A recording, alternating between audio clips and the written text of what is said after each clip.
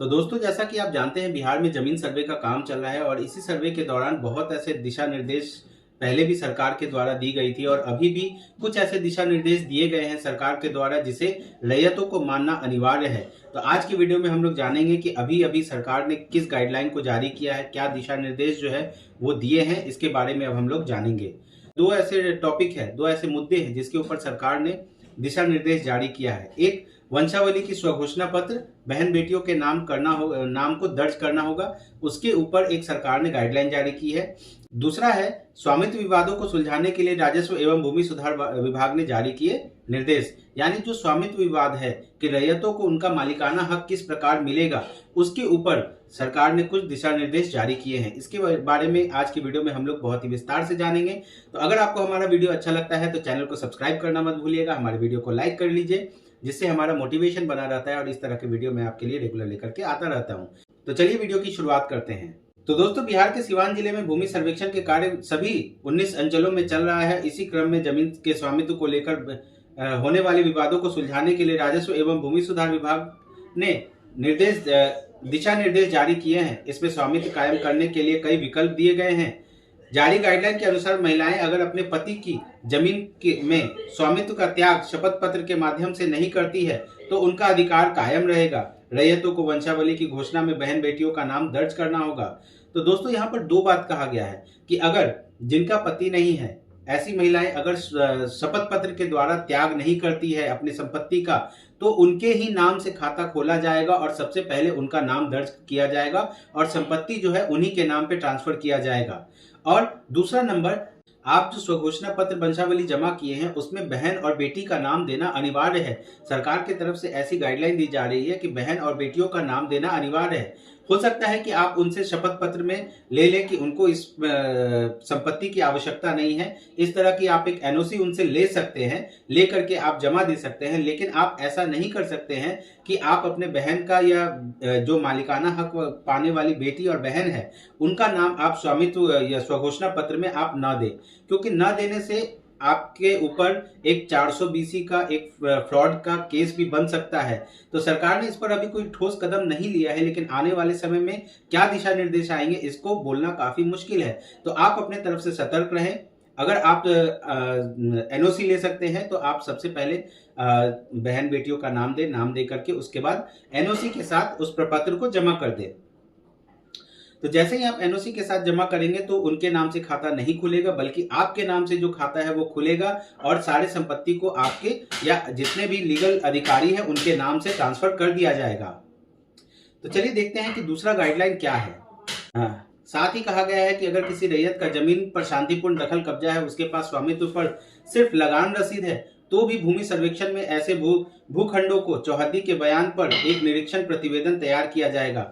यानी अगर आपकी जमीन का सिर्फ दखल कब्जा है, कोई ठोस कागज नहीं है, तो चौहद्दी के आधार पे भी आपकी जमीन का जो है वो ब्यौरा निकाला जाएगा, एक लिस्ट तैयार किया जाएगा और उसकी जांच की जाएगी।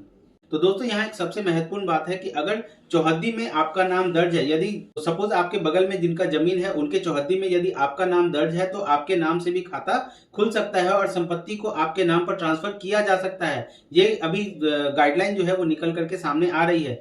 चौहद्दी की किसी जमीन में उस खेसरा के स्वामी के रूप में रैयत का नाम हो तो उसके नाम पर खाता खुल सकता है। अगर किसी रैयत के नाम पर खेसरा पर दखल कब्जा है और ना ही जमाबंदी कायम है और ना ही रसीद कटी है, ऐसे मामले में इसका खाता अनाबद बिहार सरकार के नाम से खुलेगा। यदि उनके नाम से कोई कागज उपलब्ध नहीं है, यदि दाखिल खारिज नहीं है या रसीद नहीं है, तो ऐसे में बहुत ही बड़ा टेंशन है, क्योंकि वो संपत्ति जो है वो बिहार सरकार के नाम पर कर दी जाएगी और रैयतों के हाथ से वो संपत्ति निकल सकता है।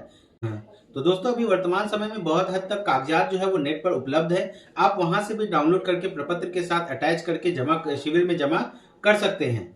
तो अभी इसका समय जो है वो बढ़ा दिया गया है, आपके हाथ में समय है, सारे कागजातों को जुटा करके आप जमा कर सकते हैं। या आपके पास अगर केवल एक सबूत है तो भी आप स्वघोषणा पत्र के साथ उसको जमा कर सकते हैं, क्योंकि यदि आप जमा कर देते हैं, अगर आप प्रपत्र जमा कर देते हैं तो आपके पास एक रिसीविंग होगा और आप कल चल के ये दिखा सकते हैं कि हमने अप्लाई किया है, मेरे पास रिसीविंग है, यानी इस भूखंड पर मेरा दावा है।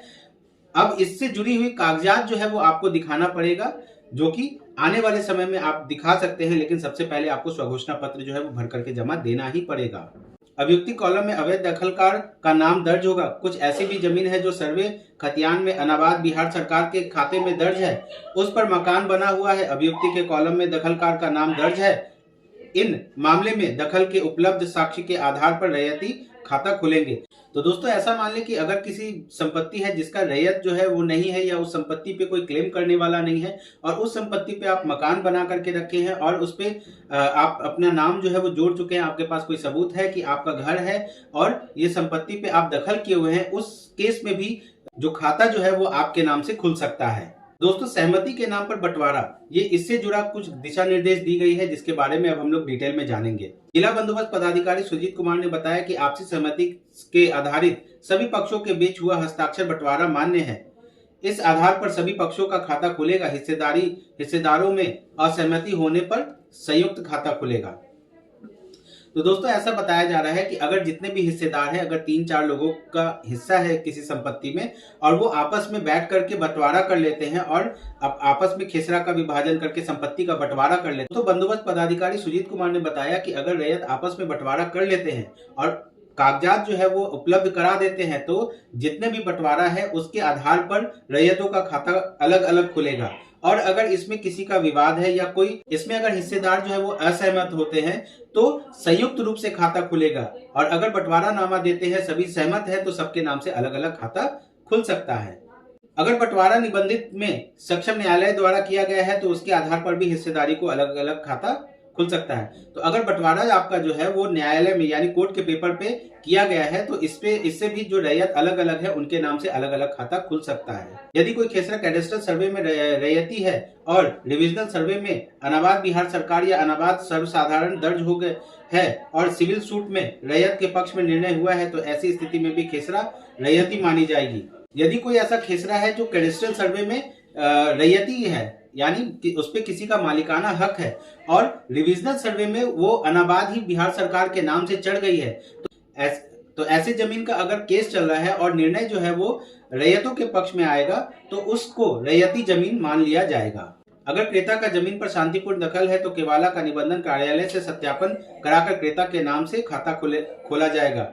तो दोस्तों अगर आपने जमीन खरीदा है और उस पर आपका पूरा दखल भी है तो आप उस जमीन के कागजात को सत्यापित करा करके अपना खाता खुलवा सकते हैं। विशेष सर्वेक्षण एवं बंदोबस्त की किसी प्रक्रिया में कोई हिस्सेदार पूर्व किए गए बंटवारा से असहमत होते हैं तो वापस संयुक्त खाता खोला जाएगा। तो दोस्तों सर्वे के दौरान जो बंटवारा का कागज अगर कोई जमा करता है, कोई भी रैयत अगर अपने बंटवारा का कागजात जमा करते हैं और बाद में उन्हें असहमति होती है तो भी संयुक्त रूप से खाता खोला जा सकता है। तो दोस्तों इस तरह के दिशा निर्देश जो है वो सरकार की तरफ से दी गई है। उम्मीद है कि आपको ये दिशा निर्देश पसंद आया होगा, आपको हमारा वीडियो पसंद आया होगा। तो अगर आपको हमारा ये वीडियो पसंद आया तो हमारे चैनल को सब्सक्राइब कीजिए, हमारे वीडियो को लाइक कीजिए। आज के लिए इतना ही, धन्यवाद।